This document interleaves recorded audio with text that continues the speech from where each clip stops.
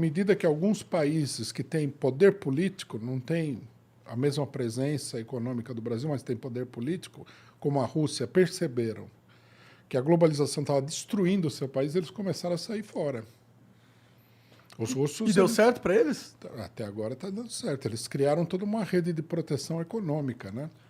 Desvincularam a moeda do dólar. Não, isso é interessante, mas isso são processos estratégicos que todo o país devia fazer, mas isso não significa que está fugindo da globalização, né? Tipo, está se protegendo com um novo fator. Não, eles estão tentando sair fora. É que como que eles vão conseguir sair fora? Porque o que é realmente a globalização? O que é a globalização na sua visão, assim? Porque, para mim, o mundo está cada vez mais conectado.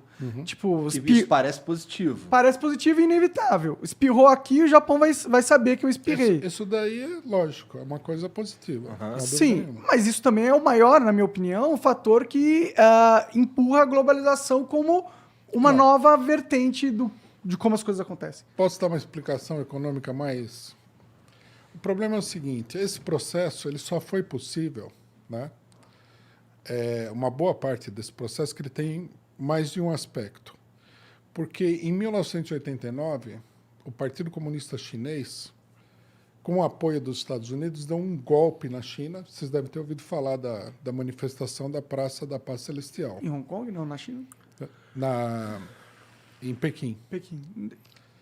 Aí eles criaram, né, um mercado de trabalho cativo para as indústrias europeias e norte-americanas. Durante muito tempo, o cidadão só fazia computador lá. Por quê? Porque a mão de obra era uma das mais baratas do mundo. Pô, China, né? Está na casa do 1 bilhão de habitantes. Então, uma população rural grande. Então, a mão de obra abundante e muito barata. O trabalhador chinês, naquela época, recebia $30 por mês em média. Caralho. $30, R$210. Em média, não era o mínimo, é média. Quer dizer, trabalhava quase de graça. Como o Partido Comunista Chinês tinha dado o golpe, cerceou os sindicatos e tudo mais, isso possibilitou, né, uma parte da globalização. Que é o seguinte, um monte de indústrias foram à falência. No Brasil, fechou muito. Verdade, isso é verdade. E aí a gente passou a importar da China um monte de coisa. Quase tudo. Quase tudo. Ou de outros países que usavam componentes componentes chineses ou cuja mercadoria tinha sido montada na China. Isso é uma das bases da globalização. Isso está acabando. Isso já acabou, na realidade. É que está ficando caro o trabalhador chinês. O trabalhador chinês ficou caro. O nível de vida melhorou, né? Com a quantidade de dinheiro que entrou na China, que veio daí, né? Quem deu dinheiro para a China foram empresas como a Apple, por exemplo. Sim. Que montava todos os computadores lá. Esse é um lado. O outro lado, que é o mais perverso de todos, mais perverso ainda do que esse é perverso, é o sistema financeiro internacional. Eles querem que o mundo seja uma espécie de campo de caça. Eu tenho dinheiro. Vou comprar aquela empresa lá em Bangladesh. A empresa não é de ninguém. A empresa está lá para eu colocar dinheiro e a hora que deu lucro e que eu acho que eu posso ter uma melhor oportunidade especulativa, eu tiro de lá e ponho do outro lado do mundo, em outro lugar. Então, eles querem remover todas as barreiras para fazer isso daí. Só que os países onde eles estão fazendo isso daí vivem como? Assim, né? A empresa sobe e, de repente, desaparece. Quer dizer, é um sistema febril, como uma pessoa doente que estivesse tendo uma convulsão. Não é um sistema de funcionamento normal. Esse aspecto da globalização, que é o aspecto econômico essencial, ele é muito negativo para o Brasil e para todo mundo. É negativo para os Estados Unidos. O que o Trump queria fazer lá era acabar com isso daí, e numa certa medida. Porque os próprios trabalhadores norte-americanos começaram a ficar desempregados.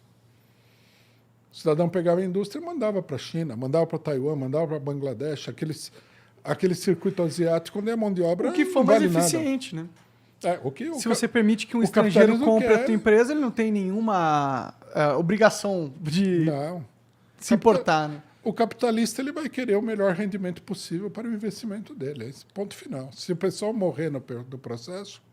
Mas é que no Brasil a gente tem várias coisas pelo menos na minha visão, coisas que dificultam com que a gente... Vamos lá.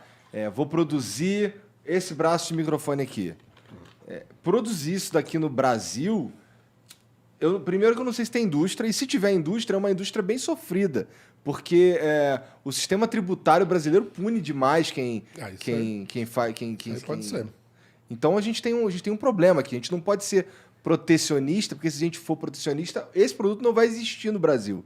Não é? Ou eu estou viajando? Eu acho que não. Eu acho que o produto existiria. Se você pegar 3 operários metalúrgicos aí, eles abrem uma empresa... Mas eles vão ter tanta dificuldade para abrir essa empresa. Eles não têm dinheiro. Então, eles não conseguem... Eles não têm dinheiro, não têm poder de comercialização, eles não têm essas coisas. Mas Alavancagem. Produzir isso aqui... O Conhecimento cidadão sem escolaridade que fez o curso no Senai e trabalhou numa empresa metalúrgica, ele faz. Mas será o que Estado, não o faz? Estado não atrapalha ele a ponto de ser inviável ele ter uma indústria bem sucedida, de vender para o Brasil inteiro essa Não, porra? depende. Por exemplo, no governo Lula, ele favoreceu muitos pequenos empresários com créditos do BNDES. Você tirava o cartão do BNDES, você preenchia lá uns formulários, né? Se você tivesse garantia e tal, a empresa funcionando há tanto tempo, te dava o cartão do BNDES, você ia numa empresa aí e falava, eu quero aquela máquina, aquela outra. Está aqui o cartão do BNDES, como se fosse um cartão de crédito, e comprava. Não sei, quer ver um exemplo da vida cotidiana?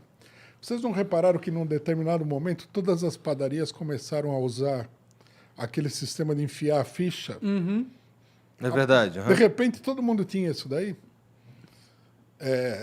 Isso aí é caro para uma padaria. Isso aí custa assim, o pessoal cobra 50 mil, 100 mil, uma loucura. Sério? É. Ah, Como é que esse povo comprou? BNDES. Quem que produzia essas máquinas? Empresa nacional. Quer dizer, o governo...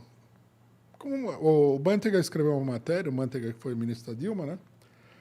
Escreveu uma matéria falando que precisa do investimento. O BNDES precisa investir na produção. É isso que ele está querendo dizer. Se o governo investir, o Brasil tem o fundamental, mão de obra qualificada. A gente nem imagina como. Tem mesmo? É porque, mano, tipo, o Brasil não parece ser um país com muita mão de obra. Tipo, eu entendo, a gente tem muitas pessoas pica, entendeu? Mas quando a gente tenta contratar pessoas, é difícil pra caralho encontrar mão de obra qualificada. São 2 mercados diferentes.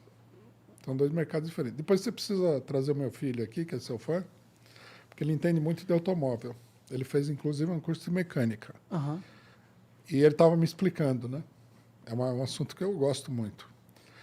Ele estava me explicando o seguinte: as empresas brasileiras, as empresas de automóvel, várias delas têm modelos que só foram produzidos no Brasil ou que foram produzidos aqui, criados aqui para serem exportados.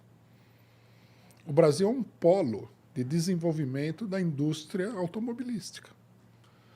O pessoal é muito capaz. Vocês já ouviram falar do Gurgel? Já ouviram, né? Já. O Gurgel. Uhum. Ele era um engenheiro da Volkswagen.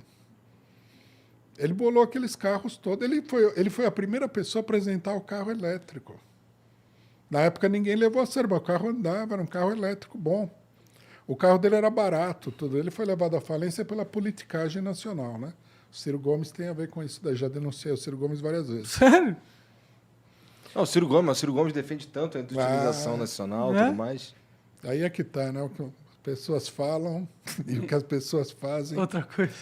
O que aconteceu foi o seguinte: o Gurgel, depois dele fazer muito... Ele era um cara empreendedor, um empresário, mas muito empreendedor. Ele foi construindo o carro nacional. Então, ele tinha dificuldade aqui, ele ia para lá, mudava de modelo, construía vários modelos, uma coisa muito esquisita a história dele, que vale a pena conhecer.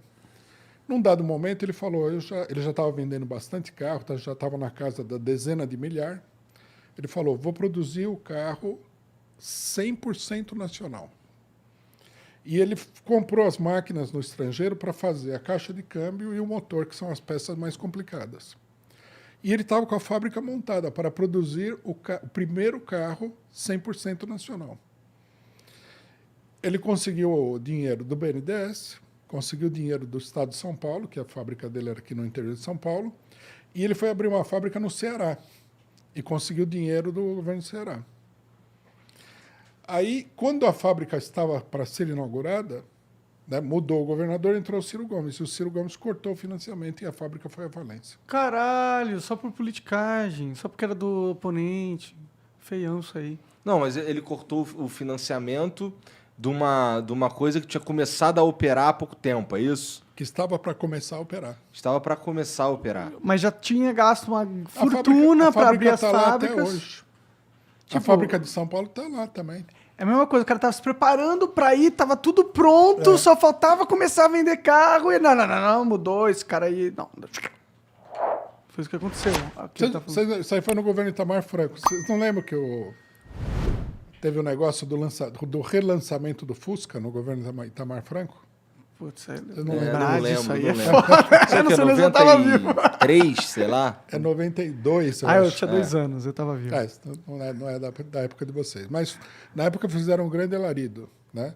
Então o Itamar aparecia lá dirigindo um Fusca e tal, que já estava fora de linha. A Volkswagen voltou a tirar o Fusca. Por quê? O carro do Gurgel, ele ia entrar como carro popular no lugar do Fusca. Então, quer dizer, a gente tem que supor que tinha a mãozinha da Volkswagen aí nesse negócio. E não vai ser a primeira vez.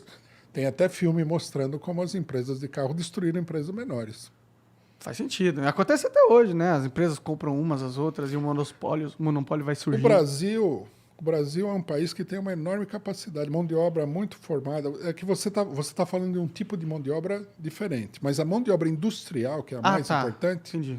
o Brasil tem uma mão de obra industrial extraordinária. Ah, sim, eu só argumento que a gente peca muito nas novas indústrias, entendeu? Tudo que é mais moderno e tecnológico, o Brasil não tá muito na frente. Mas você não acredita que o povo brasileiro tem a capacidade? Não, eu acredito pra caralho. Eu, inclusive, acho que a gente só não está surgindo essas novas indústrias porque a gente tem leis absurdas, um sistema absurdo A gente tem o Estado atrapalhando. e o Estado tá atrapalhando. Ó, um empresário, eu sou comunista, mas isso não me impede de admirar determinadas atitudes de determinados empresários. O empresário brasileiro foi decisivo na transformação no Brasil no que ele é hoje. O nome dele era Roberto Simonsen. Ele é um dos fundadores da Fiesp e o como é que chama? O serviço de ensino da indústria, Ah, o Sesc, o Senai? Senai. O Senai é um projeto dele. Ele foi o grande mentor da política industrializadora Eu do estudei no Getúlio Senai, Vargas. inclusive. Então, Senai, Gostei bastante, achei muito foda. o Senai chama Senai Roberto Simonsen. Entendi. Foram pessoas que planejaram o desenvolvimento industrial do Brasil. Esse foi uma dessas pessoas. Ele é, inclusive, um importante teórico do desenvolvimento nacional, né? Ele lutou muito pela industrialização. Eles criaram, né, o Senai, por exemplo, é uma coisa... Se você for na América Latina, não tem Senai. Não, é muito foda o Senai. É realmente, eu fiquei impressionado quando eu fui pra lá, cara. Quando eu tava... faz 10 anos já. Eu entrei num curso de desenvolvimento de jogos deles lá. Eu fiquei impressionado porque eles tinham uns PCzão da NASA, assim, desse tamanho, mas não era um, tinha 20. É. Fora, sei lá, 100 outros PCs Não, normais. é tudo assim. Você vai estudar mecânica, eles têm 20 automóveis lá para você desmontar. E O tal. prédio era foda, era tudo limpinho, os professores pareciam foda. Esse do limpinho, inclusive, é tradição do Senai. Eu conheci eu tenho um companheiro nosso que estudou artes gráficas no Senai. Então ele falou que gráficas, você sabe, né? Joga tinta, graxa, uma loucura. Falou que o chão tinha que estar sempre brilhando. E ele aprendeu tudo de gráfica no curso do Senai. Agora eu acho que não é mais assim. Ele aprendeu desde da época da tipografia até as máquinas mais modernas. Caralho. Não sei se vocês conhecem, ele faz história em quadrinhos, o Marcati. Já ouvi falar, sim, sim. Ele é famoso, mas ele é Famoso pra quem entende. famoso para quem entende. Ele é fora do sistema. Ele imprime a história em quadrinho dele, que é colorida, ele imprime numa máquina Ai, que da hora. monocor. Quer dizer, ele é muito bom para fazer isso aí, né? Sim. Pode crer. Não, e era barato também a mensalidade. Eu gostava. Eu perguntava, como pode ser tão barato? Que é uma faculdade pagando, sei lá, R$500 por mês. O que tá rolando? Falou, não, é por causa que a indústria se junta, tem um imposto, não sei o quê. Né? Nossa, Exatamente. Esse, por exemplo, é um projeto muito progressista do empresariado. Não é do empresariado atual, que o pessoal é tudo vampiro. É de gente mais antiga. Das né? antigas, né? Parece que antigamente tinham seres humanos melhores, até na política, né? O fato de você ser empresário não quer dizer que você não está preocupado com o país que você vive. né? Claro. Claro. Como que você falou, você é comunista, certo? Como que como que você vê o papel do capital hoje em dia? Porque imagino que você vê que a sociedade não vai deixar de ter empresas tão cedo. Que você acha qual que é a sua visão das empresas? Você acha que tinha que mudar alguma coisa? Talvez, assim, na minha ideia, na minha cabeça, você pode ter uma visão comunista ou uma visão socialista dentro do sistema que a gente está inserido, porque também não dá para mudar isso da noite para o dia e provavelmente não vai mudar, não para o comunismo, assim, eu acredito. Bom, eu defendo o desenvolvimento nacional, porque eu acho que para você chegar no comunismo, você precisa ter um país desenvolvido. Veja a situação de Cuba. Cuba é um país agrário, pobre. A indústria lá é uma indústria quase artesanal. Tabaco, açúcar. Né? É muito difícil. Eles têm uma política social que é uma coisa muito importante. Mas qual é como a coisa vai se desenvolver? Não adianta nada, já que é pobre, né? Não... É pobre. Um país daquele tamanho, com os recursos que tem, não vai poder. Agora você imagina nos Estados Unidos, se a indústria passasse para a mão da população. Então, no caso brasileiro, por exemplo, eu defendo o desenvolvimento do Brasil, mesmo no capitalismo. Por exemplo, toda essa política de destruição da indústria nacional, eu sou contra. Eu acho que o capitalismo não vai dar solução para isso. Mas, de qualquer maneira, não, minha é posição político, é essa defender... solução. O que tu chama de destruição da indústria nacional, cara? São os efeitos da globalização? O que é? O Brasil perdeu 34% da sua indústria nos últimos 30 anos.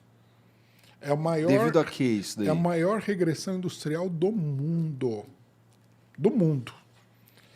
Isso daí é simples. Eu vi o processo acontecer. Eu, inclusive, trabalhava no movimento sindical. Posso te explicar com um exemplo. Guarulhos. Guarulhos hoje é uma cidade fantasma, que nem essas de Faroeste. Não tem nada lá. Tem muita pobreza. Guarulhos foi o polo da indústria tecnológica eletrônica no Brasil. Você queria ver, sei lá, Panasonic, essas marcas, todas as fábricas estavam em Guarulhos. A base de trabalhadores metalúrgicos, essa indústria eletrônica do setor metalúrgico, de Guarulhos era de coisa de 70 mil trabalhadores. Hoje já não sobrou quase nada disso daí. Isso por causa da globalização? As indústrias fecharam. Você fabricava um negócio lá, mas o cidadão fabrica a mesma coisa na China a um preço baixíssimo. Então, fecha a indústria, importa. E não é só... E nós perdemos dinheiro, porque Sim. se você importa, mesmo a empresa estrangeira, você perde dinheiro, porque o pessoal manda dinheiro para fora. Mas se importar, então, aí nem cria emprego aqui, só o entregador do produto. Exato. Mas como é que a gente... Existe um jeito da gente, vamos lá, lutar contra isso daí, com as regras estando do jeito que estão? Porque o que eu quero dizer com isso? Que assim, eu imagino que você ter um polo tecnológico aqui no Brasil seja uma puta de uma batalha, porque a gente tem um monte de amarra, um monte de dificuldade que fazem com que isso se torne inviável. Acaba sendo mais... senão, assim, acaba saindo mais caro para o consumidor final consumir um produto brasileiro. Dependendo, pode acontecer isso daí. É que você falou que a questão do globalismo, eu concordo pra caralho. Você agora tem todo um mercado externo que vende produtos num valor bem mais barato, e então vale mais a pena comprar do externo do que produzir aqui. Agora já não é... Você vê, é interessante que você tenha falado isso, porque agora já não é mais assim. No começo, o Brasil estava desenvolvendo a indústria de informática. Aí o Congresso Nacional, né, decidiu... o pessoal da famosa Constituinte Cidadã, eles decidiram que eles tinham que ser cidadãos também com o estrangeiro. E eles eliminaram todas as proteções da indústria nacional de informática. Então, a competição matava essa indústria. Só que agora, o que acontece? Você quer comprar um computador bom? vamos supor, da Apple, você vai pagar R$8.000. Não é barato. Ah, sim. Era 8 mil reais tu tá sendo bonzinho ainda. É. É. Não é o de top de linha, nem o mais novo. Exatamente.